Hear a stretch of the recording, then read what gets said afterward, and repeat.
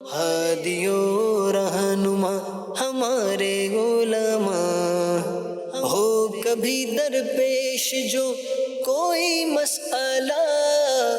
پوچھ لے حاضر ہو ہم ان کی بارگاہ۔ الحمد للہ رب العالمین والصلاة والسلام علی خاتم النبیین، اما بعد فاعوذ باللہ من الشیطان الرجیم، بسم اللہ الرحمن الرحیم، الصلاة والسلام علیک یا رسول اللہ وعلی آلک واصحابک یا حبیب اللہ، الصلاة والسلام علیک یا نبی اللہ وعلی آلک واصحابک یا نور اللہ۔ مدنی چینل کے ناظرین، پروگرام دارالافتاء اہل سنت میں آپ کو خوش آمدید کہتے ہیں۔ اللہ رب العالمین ہم سب کو شریعت مطہرہ کے احکامات کو سیکھ کر سمجھ کر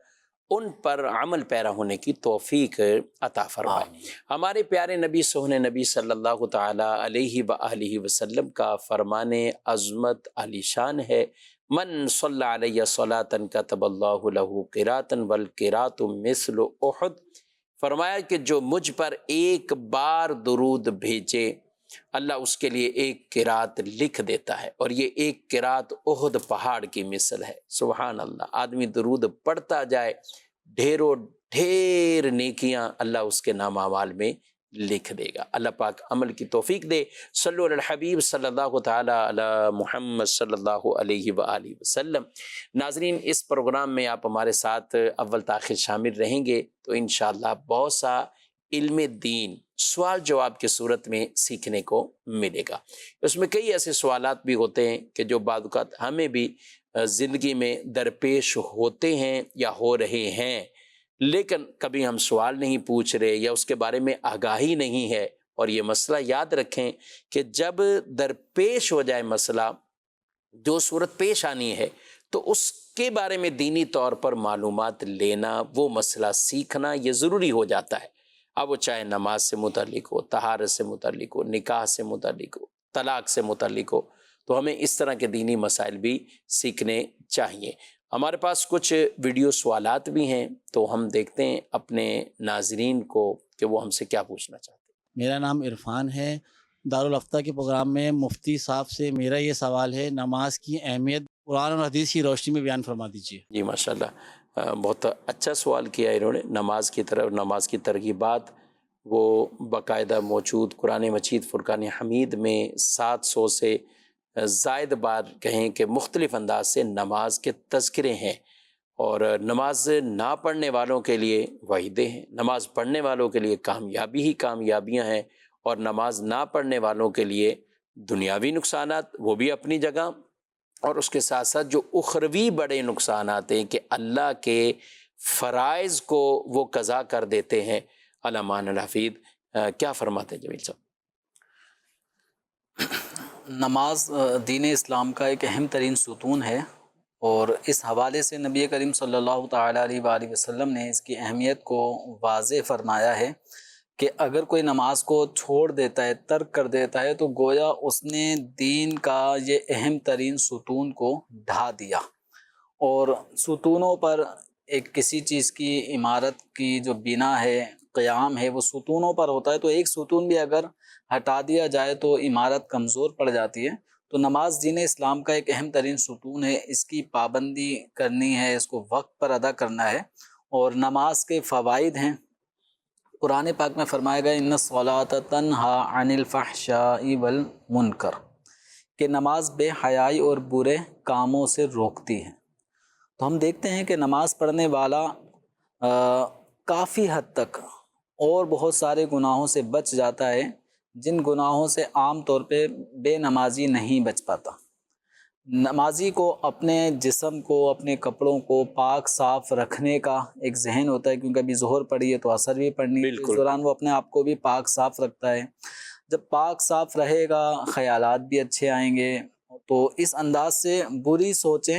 عام طور پہ برے خیالات، گناہوں کی طرف جانے کے جو اسباب ہیں، وہ نمازی کو کم اور بے نمازی کو زیادہ ملتے ہیں۔ پھر قرآن پاک کے اندر نماز پڑھنے والوں کو اللہ تبارک و تعالیٰ نے کامیاب ترین جو طبقہ،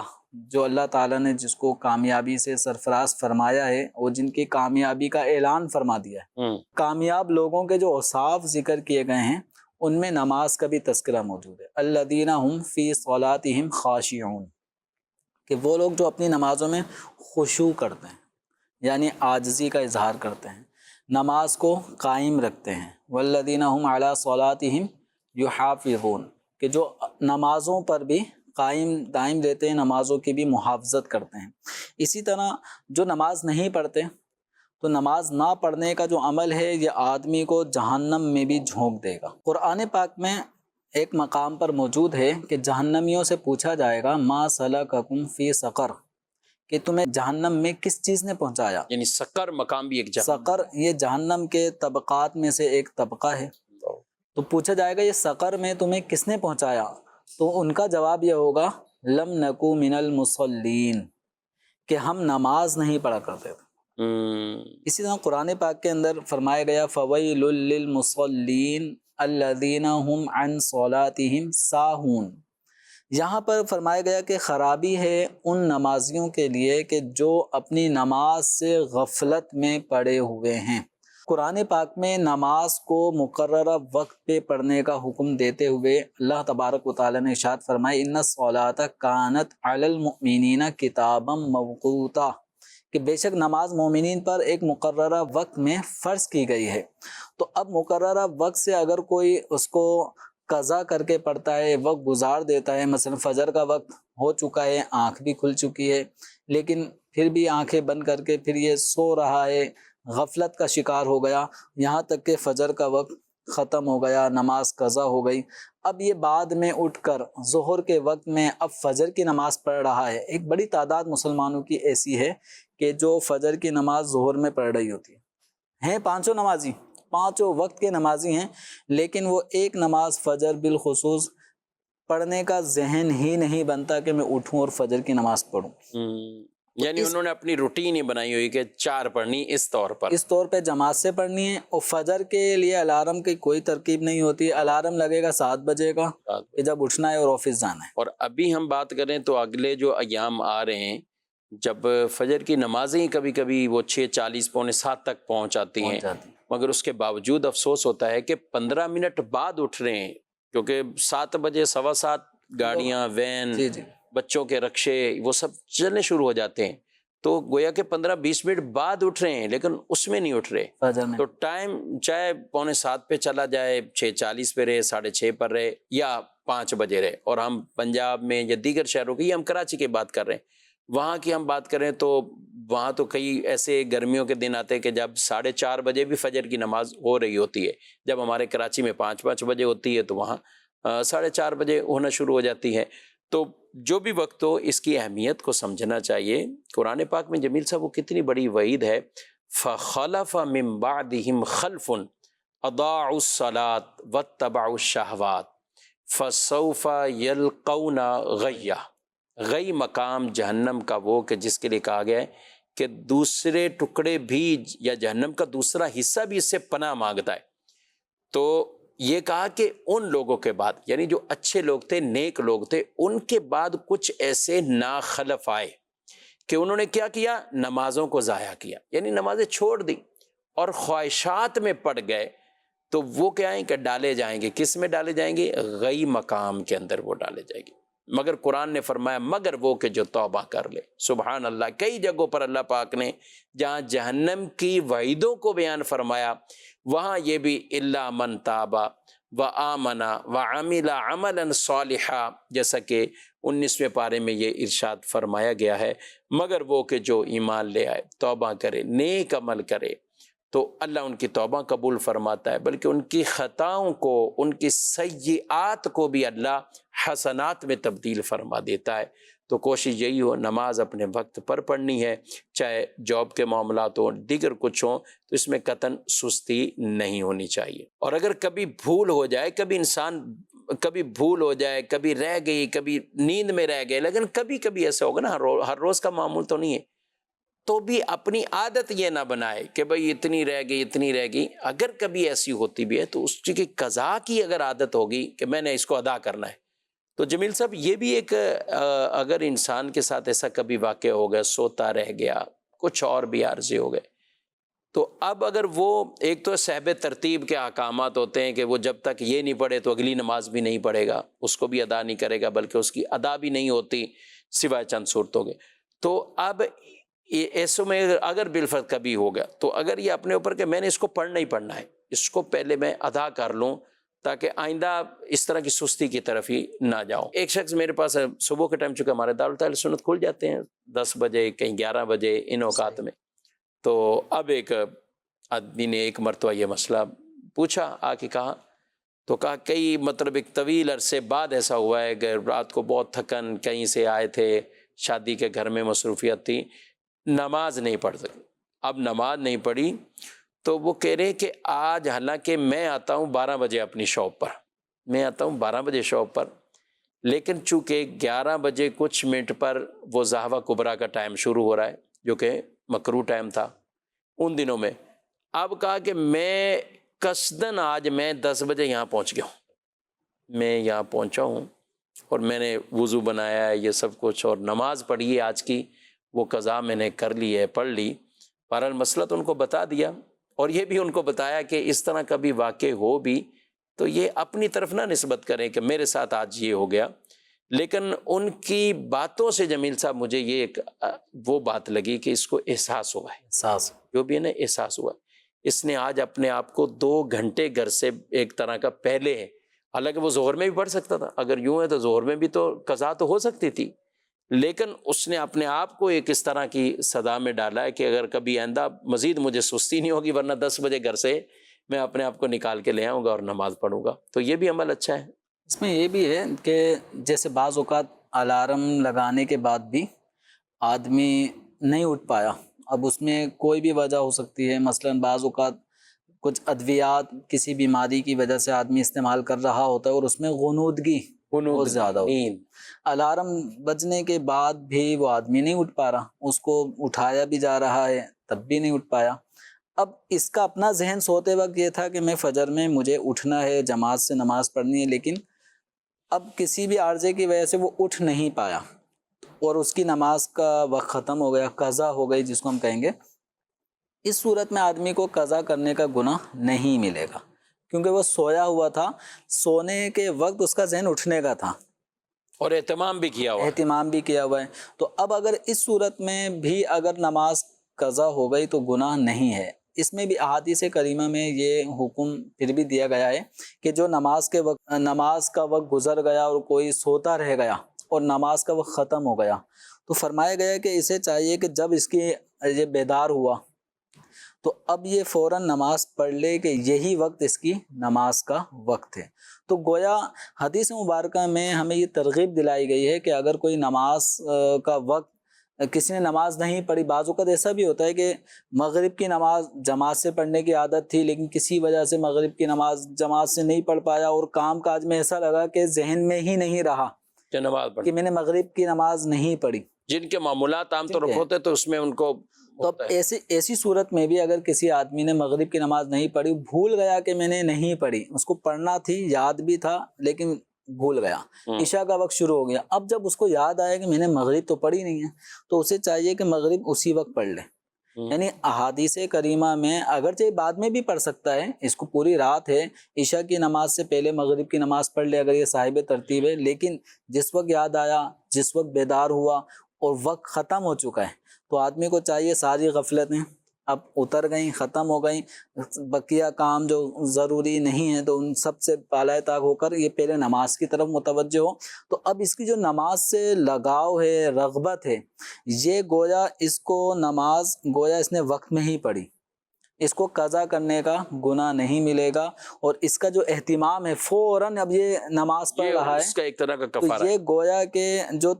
قضا ہو گئی، جو تاخیر ہو گئی، اس تاخیر کا کفارہ بھی بن جائے گا، اور اس وقت کو جو فوراً وہ پڑھے گا اس کو گویا اس کے حق میں وقت نماز قرار دیا گیا. اچھا جیسے فجر کا وقت ختم ہوا تو مکروہ وقت شروع ہوا، اب یہ اسی ٹائم اٹھا ہے تو پھر اس کے 20 منٹ کا فرق رکھے گا. یہ تو رکھنا، جو اوقات مکروہہ ہیں وہ تو ایک الگ ہیں، ان میں تو کوئی نماز پڑھنی ہی نہیں ہے، اگرچہ یاد آ گئی، قضا ہو گئی، جیسے فجر کے طلوع آفتاب کے بعد جب 20 منٹ کا یہ دورانیہ مکروہ وقت ہے اب اس میں نماز نہیں پڑھیں گے، جب مکروہ وقت گزر جائے تو مکروہ وقت گزر جانے کے بعد اب نماز کا اہتمام کیا جائے گا۔ جیسے آج کل کراچی میں جو دن چل رہے ہیں نمازوں کے ٹائمنگ کے حوالے سے، تو تقریباً یہ کوئی 6 غالباً کوئی 45 منٹ کے اندر اندر ہی ٹائم ختم ہو رہا ہے آج کل، 6:42-40 تو اب یہ ختم ہو رہا ہے۔ تو اب یہ اس کے بعد یعنی تقریباً یہ 7:05-6 کے بعد نماز پڑھ لیں، لیکن اب یہ چونکہ آہستہ آہستہ ٹائم آگے بھی بڑھ رہا ہے، آگے بڑھ جائے، اور ایک وقت ایسا آئے گا کہ کراچی میں ٹائم غالباً کوئی 7:20-22 تک بھی طلوع آفتاب، جی ایسے ہی ہوتا ہے، ایسے ہی ہوتا تو ان سب چیزوں کو اگر ہم اپڈیٹ رہیں، اور ہمارا موبائل یہ اور بہت سارے کاموں میں تو آتا ہی ہے، اگر ہم اس میں دعوت اسلامی کی اپلیکیشن ڈاؤن لوڈ کر لیں پریئر ٹائمنگ،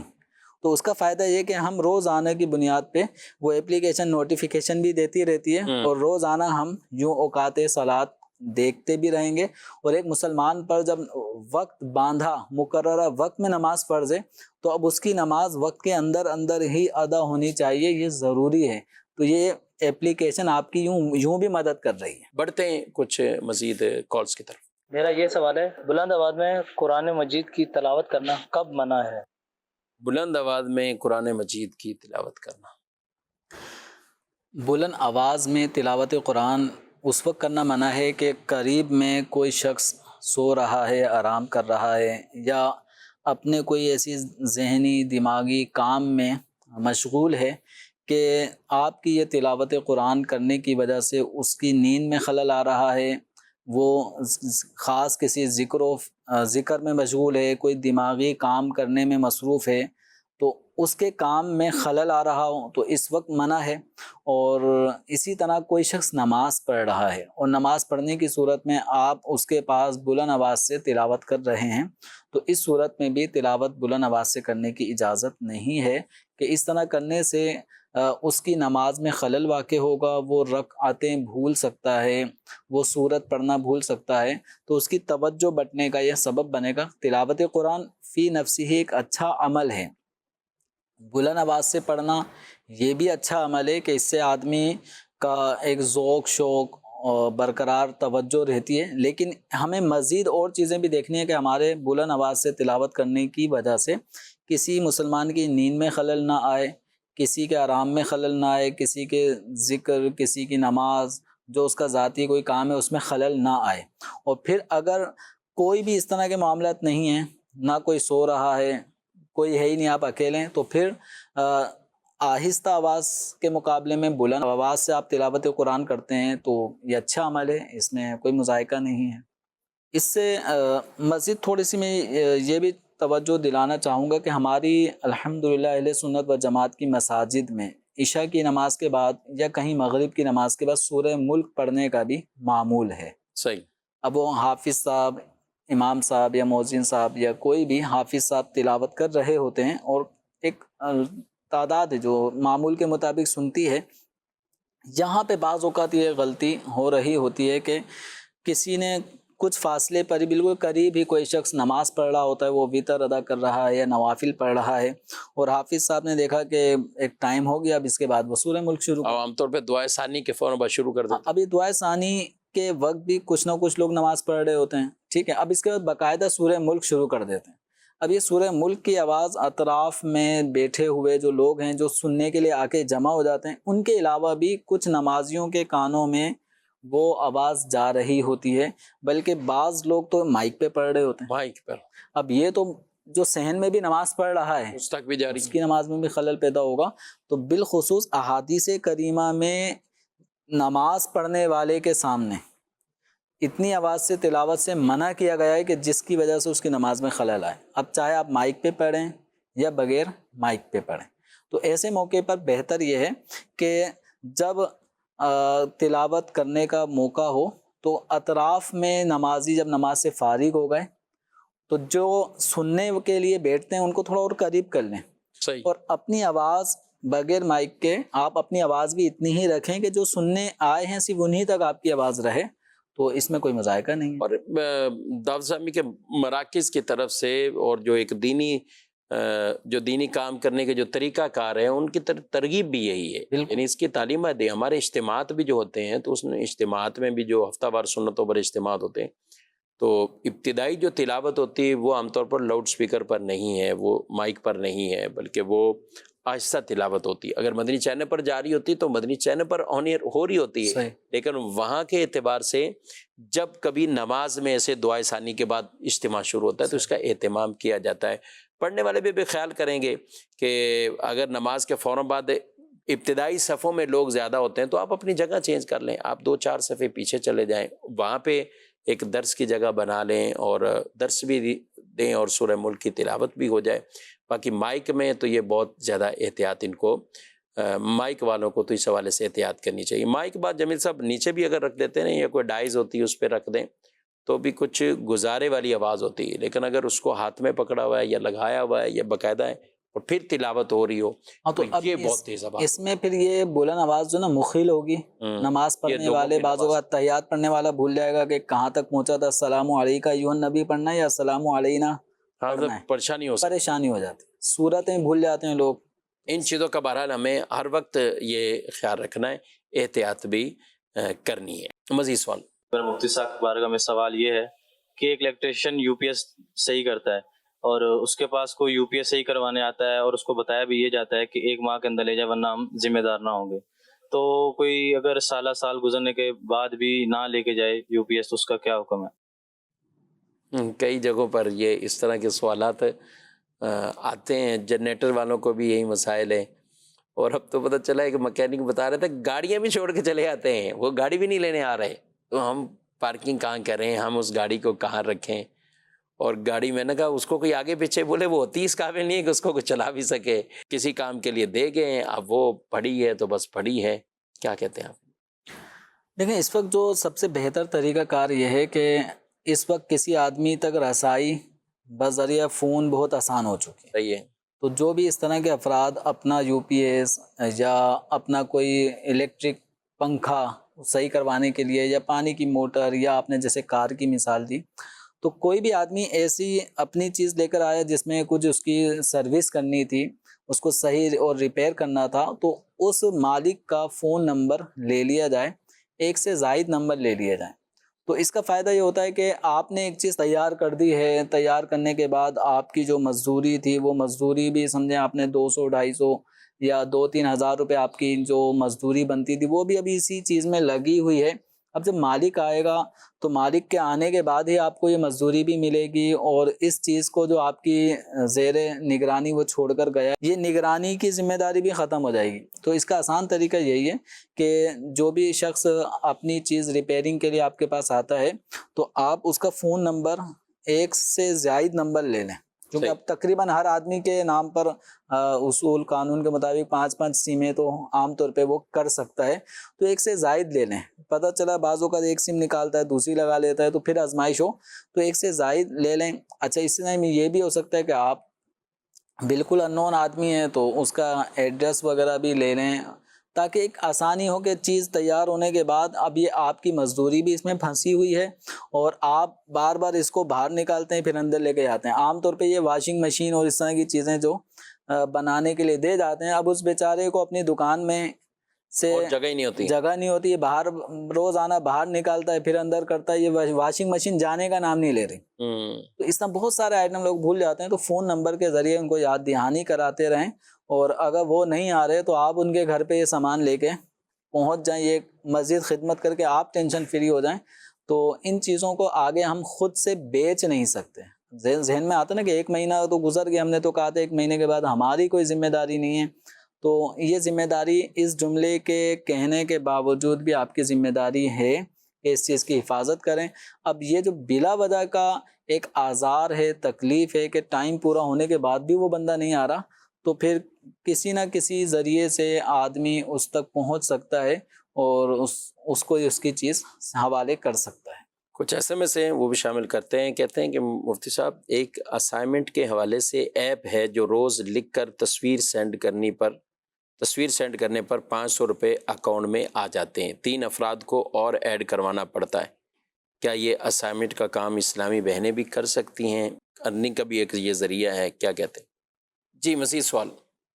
مفتی صاحب آپ کی بارگاہ میں میرا سوال یہ ہے کہ لفظ سرکار کا معنی کیا ہے اور یہ کس کس کے لیے بول سکتے ہیں؟ لفظ سرکار، جی جمیل صاحب۔ سرکار یا سردار یہ عام طور پہ ایک اعزازی کلمہ ہے، اور یہ عربی زبان کا جو لفظ سید، اس کے ترجمے کے طور پر اس کے مفہوم کی ادائیگی کے لیے جیسے عربی میں سید کہا جاتا ہے تو ایسے ہی سرکار یا سردار، تو جو بڑا ہو، آقا، تو ان معنوں میں یہ لفظ استعمال ہوتا ہے۔ اب یہ کس کے لیے استعمال کر سکتے ہیں؟ تو جو بھی آپ سے درجے میں بڑا ہے، چاہے وہ بڑے بھائی ہوں، والد صاحب ہوں، عالم دین ہیں، تو ازراہ ادب گفتگو کے دوران ان کو سرکار بھی بول سکتے ہیں کہ آقا، سردار، میرے آقا، تو اس طرح کے جملے بولنے میں کوئی مذائقہ نہیں ہے۔ ہمارے عرف عام میں جو مسلمانوں کے یہ لفظ بعض اوقات نبی کریم رؤوف الرحیم صلی اللہ علیہ وسلم کے لیے بھی اس طرح سے استعمال ہو رہا ہوتا ہے کہ بعض اوقات سننے والے جب سنتے ہیں تو فوراً نبی کریم صلی اللہ علیہ وسلم کا ذہن میں تصور آتا ہے، لیکن سرکار صلی اللہ علیہ وسلم نے فرمایا، اس کے لیے سرکار علیہ السلام نے فرمایا، تو اب یہ یہاں پہ جب درود شریف کے ساتھ جب یہ لفظ بولا جاتا ہے تو فوراً نبی پاک صلی اللہ علیہ وسلم کے لیے یہ لفظ سننے والے، بولنے والے کے ذہن میں یہی ہوتا ہے، ورنہ اگر درود شریف نہ پڑھا جائے تو اب یہ لفظ ایک ادب کا لفظ ہے، تعظیم کا لفظ ہے، یہ کسی بھی بڑے منصب والے کے لیے لفظ استعمال کیا جا سکتا ہے۔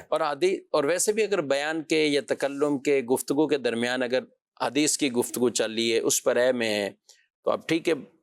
یعنی اس کے جواب میں سرکار نے فرمایا، درود نہیں بھی پڑھا، لیکن یہ پورا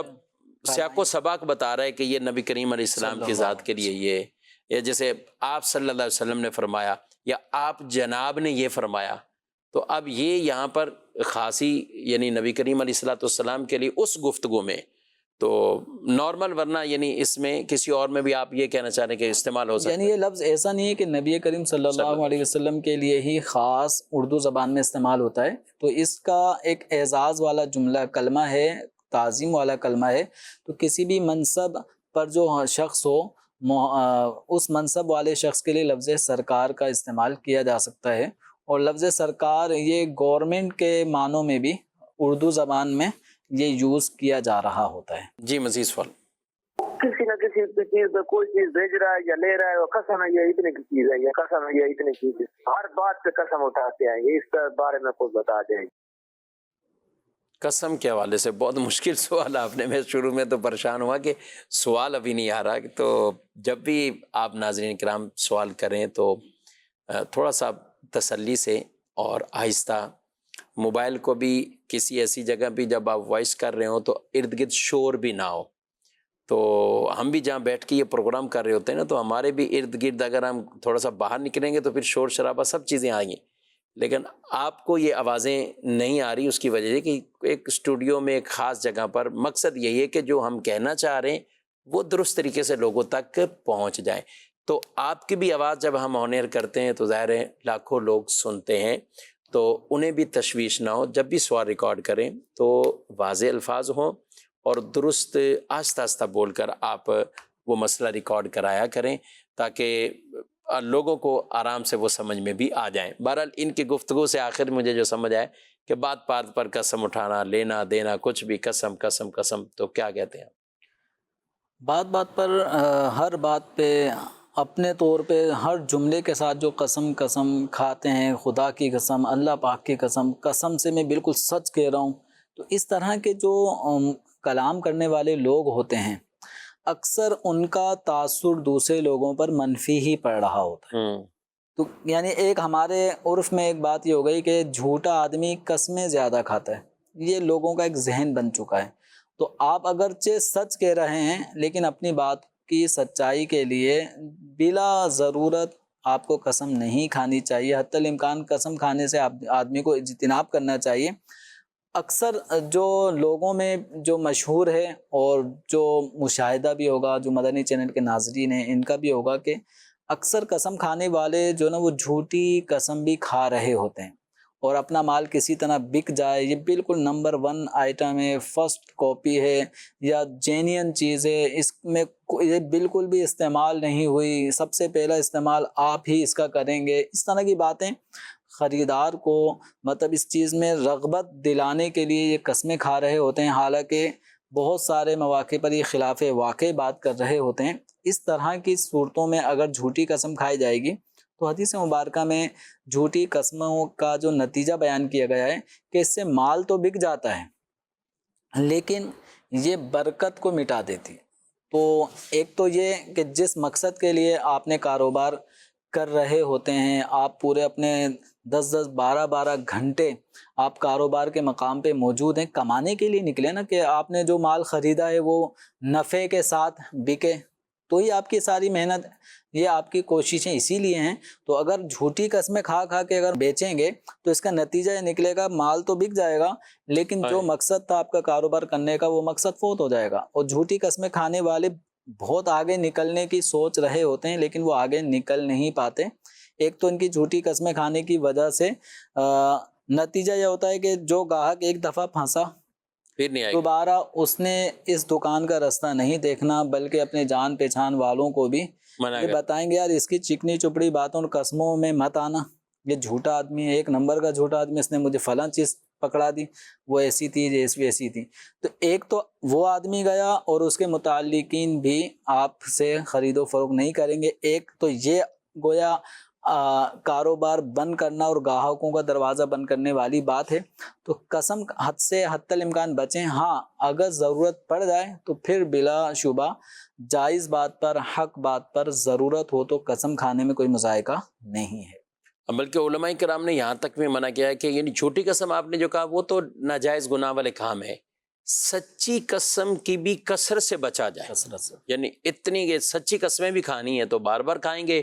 تو لوگ پھر بھی ایک طرح کے اعتماد اچھا شفیق صاحب، جو زیادہ قسمیں کھانے والے ہیں ایک تو ان کا تاثر دوسروں پہ ویسے نیگیٹو جا رہا ہوتا ہے۔ یہ قسم کیوں کھا رہے ہیں؟ یہ قسم کیوں کھا رہا ہے، بات سیدھی سیدھی بھی کر سکتے ہیں، میں نے کوئی قسم نہیں کھائی، 15 روپے کی بات ہے، قسم کیوں کھا رہا ہے؟ قسم کھا رہا ہے۔ اچھا ایک چیز یہ، دوسرا یہ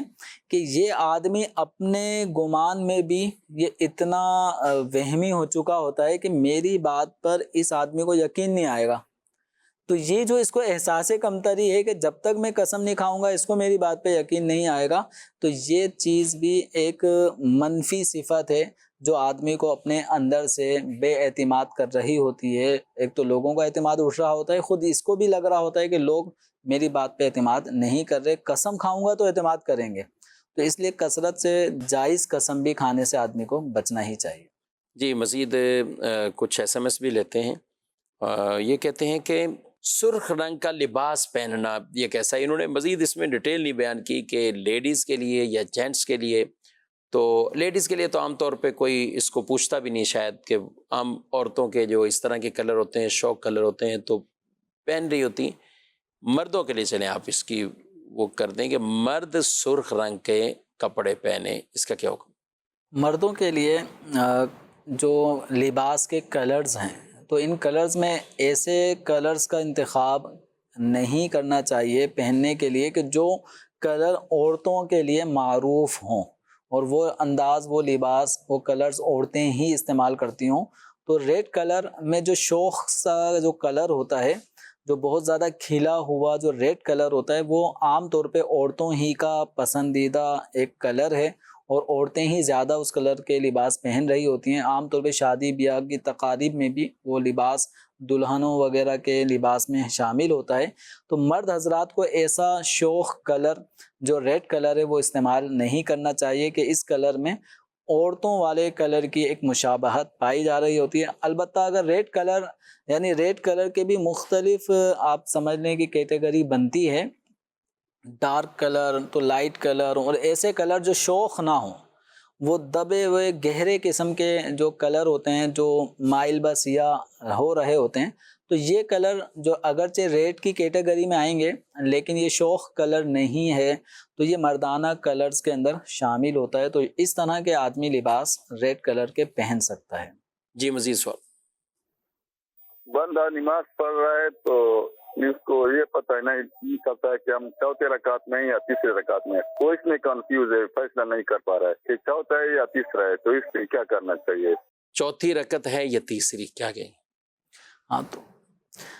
کبھی کبھی نماز کے دوران آدمی اس طرح کی کیفیت میں آ جاتا ہے کہ وہ تعداد رکعت کے حوالے سے ہو گیا پریشان، وسوسوں کا شکار ہو گیا. تو